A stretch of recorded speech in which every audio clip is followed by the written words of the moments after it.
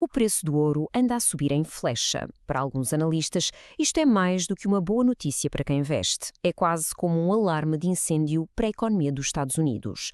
Mas a questão é, será que estamos perante um aviso real sobre um perigo iminente ou será que há aqui uma tentativa de nos vender alguma coisa? É exatamente isso que vamos tentar perceber. Ok, então para desconstruir isto vamos seguir um caminho lógico. Primeiro, vamos perceber o que é este tal alerta do ouro. Depois, vamos mergulhar nos argumentos que o sustentam, que são bastante fortes, na verdade. A seguir, vamos calçar uns óculos mais críticos e procurar possíveis vieses. E no fim, juntamos tudo e tiramos uma conclusão sobre como podemos processar este tipo de informação. Bem, vamos começar pelo princípio. A ideia de base é, na verdade, bastante simples, mas, convenhamos, um bocado assustadora. A subida do preço do ouro não é vista apenas como uma flutuação de mercado. É interpretada como um sinal de que algo de muito sério pode estar a acontecer com a saúde fiscal dos Estados Unidos. Ora, segundo uma análise que tem circulado, esta subida não é uma coisa qualquer. É como se fosse o canário na mina de carvão, sabe? Um sinal de aviso. A tese é que o ouro está a alertar para uma crise fiscal que pode estar mesmo ao virar da esquina nos Estados Unidos e, claro, com consequências que se poderiam espalhar pelo mundo inteiro. Claro que um alerta desta magnitude precisa de ter pernas para andar, não é? Não pode ser só conversa. E a verdade é que este argumento assenta em três pilares que, quando os juntamos, pintam um quadro que é, no mínimo, preocupante.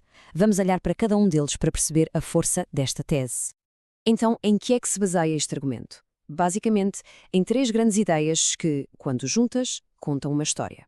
Primeiro, a dívida pública americana, que atingiu níveis que muitos consideram insustentáveis. Segundo, o histórico do ouro, que sempre funcionou como um porto seguro em tempos de crise. E terceiro, o cenário geopolítico, com uma pressão crescente sobre o domínio do dólar, um fenómeno a que se chama desdolarização. E aqui está o que muitos consideram ser o cerne da questão, a dívida. A análise sublinha que os Estados Unidos entraram numa espécie de espiral perigosa, ou seja, já não pedem dinheiro emprestado para investir e crescer, mas sim para conseguir pagar os juros da dívida que já têm. É um ciclo vicioso que até o FMI já sinalizou como sendo um risco sério. E aqui, atenção, há um ponto muito interessante e, diga-se, bastante responsável, que a própria análise faz. Distingue claramente o ouro como um ativo de cobertura, ou seja, um seguro para proteger o património, e não como um ativo de crescimento para andar a especular. Esta distinção é fundamental para perceber a lógica por trás da recomendação. E pronto, o cenário está montado. Temos uma dívida galopante, o refúgio histórico no ouro, um dólar sob pressão.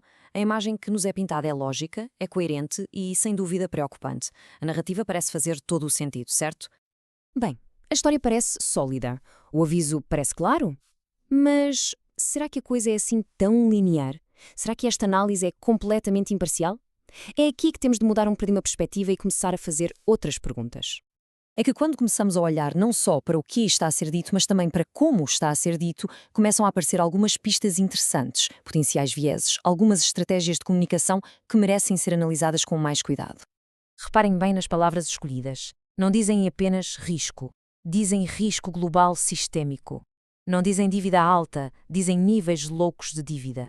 Apesar de a análise dizer que não quer ser alarmista, a verdade é que esta linguagem é escolhida a dedo para gerar uma resposta emocional forte, para criar um sentimento de urgência, talvez até de medo. E esta técnica tem um nome, é o chamado alarmismo. A questão não é se os problemas são reais. A dívida americana é real. O problema é usar uma linguagem carregada para gerar medo, porque o medo pode levar as pessoas a tomar decisões financeiras precipitadas em vez de seguirem um plano bem pensado. E se olharmos para a estrutura de como esta informação é apresentada, bem, a coisa torna-se ainda mais clara. Parece seguir um manual de marketing passo a passo. Começa com um vídeo que chama a atenção pelo alarme, depois oferece conteúdo gratuito para ganhar confiança e o passo final é muitas vezes converter essa atenção num cliente pagante de um serviço. Isto sugere que o objetivo final pode ser mais comercial do que informativo. Então, depois disto tudo, com o que é que ficamos? Como é que se navega nesta dualidade? Por um lado, um argumento económico que levanta preocupações válidas. Por outro, uma estratégia de comunicação que parece ter uma agenda por trás.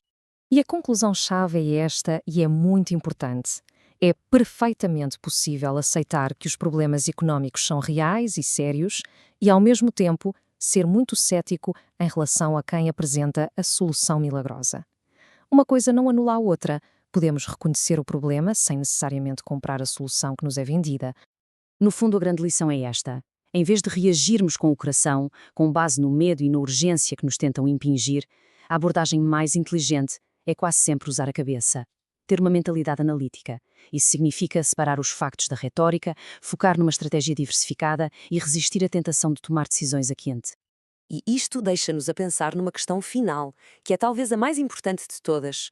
Como é que nós, no meio de tanta informação, conseguimos distinguir um aviso genuíno de uma estratégia de marketing muito bem montada, especialmente quando ambas usam os mesmos factos? No mundo de hoje, ter a capacidade de fazer essa distinção é provavelmente a ferramenta mais valiosa que podemos ter.